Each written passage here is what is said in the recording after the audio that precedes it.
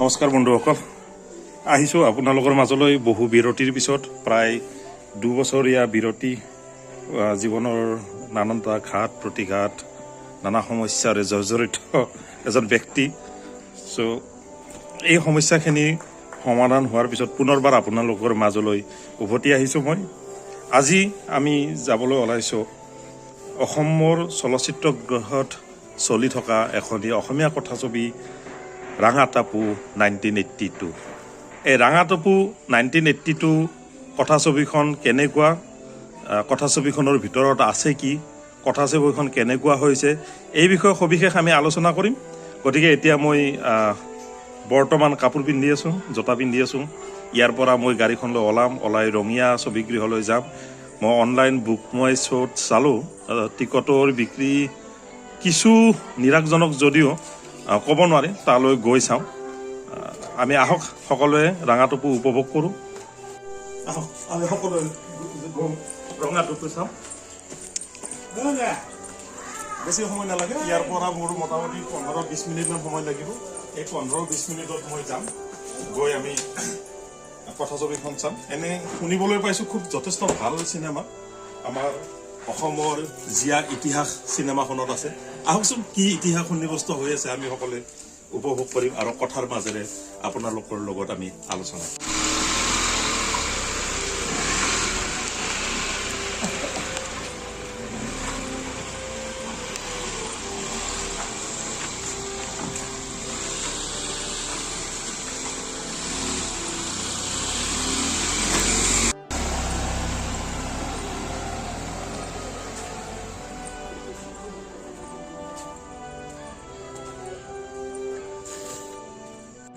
আহি পালোঁ আমি ৰঙীয়া কথাছবি গৃহ গ'ল্ড ডিজিটেল।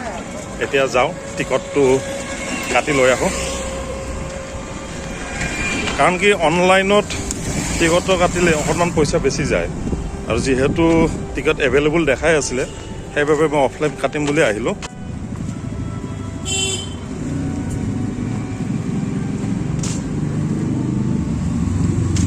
টিকট কাটি ল'লোঁ। সন্মুখটি খুব এটা সুবিধাজনক নহয় চাগে, মানুহ যথেষ্টখিনি অহা নাই। কিন্তু মানুহ কম হ'লেই যে চিনেমাখন বেয়া হ'ব এইটো কথা নহয়। হয়তো ব্যক্তিগত ব্যস্ততাৰ বাবেও মানুহ কম হ'ব পাৰে, বা আইন কিবা কাৰণতো কম হ'ব পাৰে। তথাপিতো আজি ৰবিবাৰ, আৰু ৰবিবাৰ হিচাপে আজি মানুহ অকণমান হ'ব বুলি আশা কৰিছিলোঁ। তথাপিতো আহকচোন কি হয় চাওঁ। অকণমান ৰখিছোঁ, চিনেমাখন আৰম্ভ হ'বলৈ আৰু 20 মিনিট বাকী আছে। ভাবিছিলোঁ মানুহ যথেষ্টখিনি হ'ব, সেইবাবে অকণমান সোনকালে ওলাই আহিছিলোঁ। কিয় বা? আৰু এইখিনিতে মোৰ এটা প্ৰশ্ন, যোৱা কিছুদিন আগতে আমি দেখিছিলোঁ এখন কথাছবিক লৈ যথেষ্ট বিতৰ্কৰ সন্মুখীন হৈছিলে আপোনাৰ ৰাঘৱ। সেই সময়ত দেখিছিলোঁ অসমৰ আটাইকেইজন বিধায়ক, প্ৰায়ভাগ ইউটিউব চেনেলে আপোনাৰ প্ৰচাৰ কৰিছিলে। অসমৰ ইমূৰৰ পৰা সিমূৰৰ বিধায়কসকলেই ৰাইজক আহ্বান কৰিছিলে যে কথাছবিখন চাব লাগে, অসমীয়া চলচ্চিত্ৰ উদ্যোগটো বচাই ৰাখিব লাগে। স্বয়ং মামাই নিজেও এই কথাটো কৈছিলে, মামা মানে আমাৰ সকলোৱে জানে, অসমীয়া চিনেমাখন চাব লাগে। কিন্তু ৰাঙাটাপুৰ ক্ষেত্ৰত এইটো পৰিলক্ষিত হোৱা নাই। ৰাঙাটাপু তাৰমানে কি অসমীয়া কথাছবি নহয় নেকি? বৰঞ্চ ৰাঘৱখন কমাৰ্চিয়েল চিনেমা আছিল, তাত নাচ গান ফাইট একশ্যনত বাহিৰে চাগে বেলেগ নাছিলে। কিন্তু ৰাঙাটাপু অসমৰ এটা জীয়া ইতিহাস। 1982 চনৰ যিটো আমাৰ অসম আন্দোলন হৈছিলে, আৰু সেই অসম আন্দোলনৰ সময়ৰ কিছু ঘটনা পৰিঘটনাৰে নিৰ্মিত কথাছবি ৰাঙাটাপু। গতিকে ইয়াত অসমীয়া জাতিৰ আৱেগ, অনুভূতি চাগে সকলোবোৰ সোমোৱাই ৰখা হৈছে। গতিকে তেনেকুৱা স্থলত এখন মাটিৰ গোন্ধ থকা অসমীয়া চিনেমাক আমাৰ অসমৰ ছ'চিয়েল মিডিয়া বা আমাৰ নেতা বুলিয়ে ক'ব লাগিব, নেতাসকলে প্ৰচাৰ কিয় কৰা নাই? তেখেতসকলে কিয় ৰাইজক আজি আহ্বান কৰা নাই যে এই কথাছবিখন চাব লাগে? আৰু দেখি আমি আহি পালোঁ, এয়া কথাছবি আৰম্ভ হৈছে।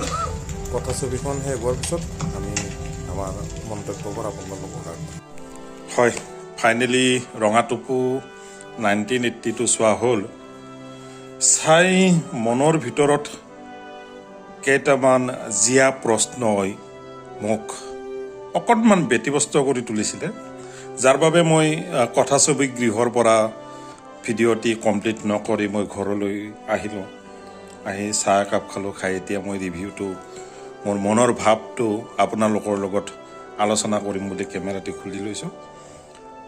ৰঙা টাপু 1982 কথাছবিখনৰ এণ্ডিঙতে এটা মেছেজ দিয়া গ'ল আমাক। কথাছবিখন শেষ কৰিছে ব্ৰহ্মপুত্ৰৰ দুটি পাৰ, এটি পাৰে চৰ অঞ্চলত বসবাস কৰি থকা মিয়া সমাজ, আনফালে আমাৰ অসমীয়া জাতি জনজাতিৰে পৰিপূৰ্ণ এখনি গাঁও, আৰু এই দুইখন গাঁৱৰ মাজত মহাবাহু ব্ৰহ্মপুত্ৰ, আৰু এই ব্ৰহ্মপুত্ৰৰ বুকুৱেদি এগৰাকী গৰ্ভৱতী মহিলাই অহা যোৱা কৰি এটি সিদ্ধান্ত লৈছে যে তাই নিজৰ সন্তানটিক না চৰ অঞ্চলত জন্মগ্ৰহণ হ'বলৈ দিব, নে আমাৰ হিন্দু সমাজত বা অসমীয়া সমাজত জন্মগ্ৰহণ হ'বলৈ দিব। তেওঁ জন্মগ্ৰহণ হ'বলৈ দিব দুই পাৰৰ মাজত থকা নদীখনৰ বুকুত। তাই সন্তানটিক কোনো ধৰ্মৰ পৰিচয় নিদিয়ে, তাৰ পৰিৱৰ্তে পৰিচয় দিব মানৱতাৰে। খুব সুন্দৰ প্ৰশ্ন এটি কথাছবিখনৰ মাজেৰে আমালৈ এৰি দিলে। খুব সুন্দৰ চিন্তাধাৰা এটি আমাৰ মাজত বহিঃপ্ৰকাশ কৰালে। সেই প্ৰশ্নটি, সেই এণ্ডিংটি চাই মনৰ মাজতে প্ৰশ্ন উঠিছে। সঁচাই ধৰ্ম, জাতি, ভেদ এই সকলোবোৰ একশৰীয়া কৰি থৈ আমি সকলোৱে মানুহ হিচাপে জীয়াই থাকিব নোৱাৰোঁ নেকি? তাৰ পিছতে কথাছবিখনৰ একেবাৰে শেষত এটা বাক্য নেপথ্যত বাজি উঠিছে যে অসমৰ বুকুৱেদি বহুতো সংঘাত, ঘাত প্ৰতিঘাত আহিলে, বহুবাৰ আন্দোলন কৰা হ'ল, কিন্তু অসমৰ চৰ অঞ্চলসমূহ এতিয়াও মুকলি নহ'ল। সেই চৰ অঞ্চলসমূহ এতিয়াও মিয়া সমাজে দখল কৰি ৰাখিছে, আৰু যি মিয়া সমাজে আমাৰ অসমীয়াসকলৰ সত্তা, অসমীয়াসকলৰ কৰ্মসংস্কৃতি সকলোৰে বাবে এক ভাবুক স্বৰূপ হৈ পৰিছে।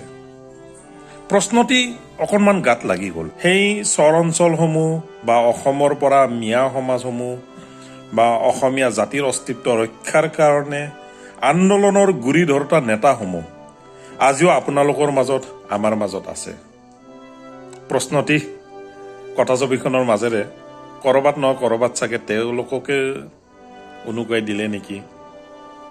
এই প্ৰশ্নটিয়ে হাজাৰবাৰ বুকুত খুন্দা মাৰিলে। ক'ৰবাত নহয় ক'ৰবাত অকণমান বুকুৰ ভিতৰতে এটি টিপ টিপনি বাঢ়ি অহা অনুভৱ হৈছে।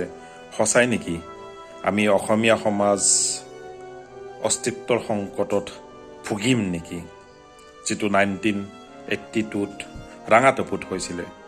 ৰাঙাটাপু কথাছবিখনৰ নামৰ বাবেহে ৰাঙাটাপু, অৰিজিনেলি এই ঠাইখন হ'ল লালেটুপু, এয়া আমি সকলোৱে জানো। দ্বিতীয়তে আহোঁ এতিয়া কথাছবিখনৰ মাজলৈ। খুব সুন্দৰভাৱে কথাছবিখনৰ কাহিনীভাগ আগবাঢ়িছে যদিও ক'ৰবাত নহয় ক'ৰবাত কাহিনীৰ আঁত ধৰোঁতে বা কাহিনীটো লিখোঁতে লিখকজনৰ এনেকুৱা মোৰ ব্যক্তিগত অনুভৱ, ক'ৰবাত নহয় ক'ৰবাত অকণমান খৰখেদা কৰিলে নেকি কাহিনীটো শেষ কৰিবলৈ। মোৰ ব্যক্তিগত অনুভৱ, কাহিনীটো শেষ কৰিবলৈ অকণমান খৰখেদা কৰা যেন লাগিছে। দুই নম্বৰ কথা, মই কথাছবিখনৰ মাইনাছ পইণ্টখিনি আগতে আপোনাক কৈ লৈছোঁ, তাৰপিছত মই কথাছবিখনৰ প্লাছ পইণ্টখিনি আপোনালোকৰ মাজত আগবঢ়াম। দুই নম্বৰ কথা, কথাছবিখনত 2-3টা ফ্লেশ্ববেক যোৱা চিন আছে, দৃশ্য আছে। ফ্লেশ্ববেক যোৱা চিনকেইটা অকণমান বুজাত অসুবিধা হৈছে। জেনেৰেলি এটা চিন চলি আছে, খপাতকৈ ফ্লেশ্ববেকৰ ঘটনা এটি টানি অনা হৈছে। চ' সেইখিনি সময়ত ক'ৰবাত ন ক'ৰবাত দৰ্শকসকলে উজুতি খাই পৰিছে যে এইটো বৰ্তমান সময়ৰ ঘটনা দেখুৱাই আছে নে আগৰ ঘটনা দেখুৱাই আছে। কিন্তু দেখুৱাইছে আগৰ ঘটনা, ফ্লেশ্ববেকত লৈ গৈছে। চ' সেই ফ্লেশ্ববেকত নিয়া যিখিনি কাৰ্য, এইখিনি কেমেৰাত বা স্ক্ৰীণত প্লে কৰোঁতে ক'ৰবাত ন ক'ৰবাত উজুতি খাইছে যেন অকণমান অনুভৱ হৈছে মোৰ। 2 নম্বৰ কথাটো ক'লোৱে। 3 নম্বৰ, কথাছবিখনত আপোনাৰ সুন্দৰভাৱে আগুৱাই গৈছে, সুন্দৰভাৱে শেষ হৈছে, কিন্তু কথাছবিখন যেতিয়া দৰ্শকৰ মাজত আগবঢ়োৱা হৈছে, সেই কথাছবিখনত এনেকুৱা লাগিল যে ক'ৰবাত ন ক'ৰবাত 2-এটি চৰিত্ৰই মাৰ খাইছে। 2-এটি চৰিত্ৰক যদি অকণমান আকৌ বেছিভাৱে প্ৰাধান্য দিয়া হ'লে হয়, তেওঁলোকৰ অভিনয় প্ৰতিভা চাগে আকৌ বহিঃপ্ৰকাশ কৰিবলৈ বেছি সুযোগ পালে হয়। এই 3টা সৰু সুৰা মাইনাছ পইণ্ট আছে। অভাৰঅল যদি মই চাওঁ, কথাছবিখনক 10ৰ ভিতৰত মই 9 পইণ্টেই দিম, কাৰণ কথাছবিখন মই যথেষ্ট ভাল পাইছোঁ, খুব সুন্দৰ। আৰু এইখিনিতে এটা কথা, কথাছবিখন আপোনাৰ অভিনয় কেন্দ্ৰিক কথাছবি। একচুৱেলি আপুনি যদি অভিনয় চাব বিচাৰিছে, আপুনি কথাছবিখন চাওক, খুব সুন্দৰ অভিনয়। কথাছবিখনত আপোনাৰ আইমী বৰুৱা মুখ্য চৰিত্ৰত অভিনয় কৰিছে, ৰিম্পী দাস, কল্পনা কলিতা, অলিস্মিতা গোস্বামী। অলিস্মিতা গোস্বামীৰ কেৰেক্টাৰটো খুব সুন্দৰ কেৰেক্টাৰ। অলিস্মিতা গোস্বামী মুখৰ সংলাপ নাই, মুখৰ সংলাপ অবিহনে তেওঁ চৰিত্ৰটি ৰূপায়ণ কৰিছে, আৰু এনেকুৱা সুন্দৰভাৱে তেওঁ চৰিত্ৰটি ৰূপায়ণ কৰিছে নহয়, ৱাও, আপোনাৰ মুখেৰে আহিব ৱাও। আপুনি যদি অভিনয় ফ্ৰিক হয়, আপুনি যদি অভিনয় ভাল পোৱা মানুহ হয়, অলিস্মিতাই হওক বা কল্পনা কলিতাৰ ৰোলটি খুব সুন্দৰ। তেখেতক যদি আমাৰ অসমীয়া ছবি জগতক যদি নতুন আহি থকা চিনেমাকেইখনতো তেখেতক যদি অভিনয়ৰ বাবে চুক্তিবদ্ধ কৰায়, তেখেতে সুন্দৰভাৱে আগুৱাই নিব পাৰিব। ইমান প্ৰতিভাৰে পৰিপূৰ্ণ এগৰাকী মহিলা।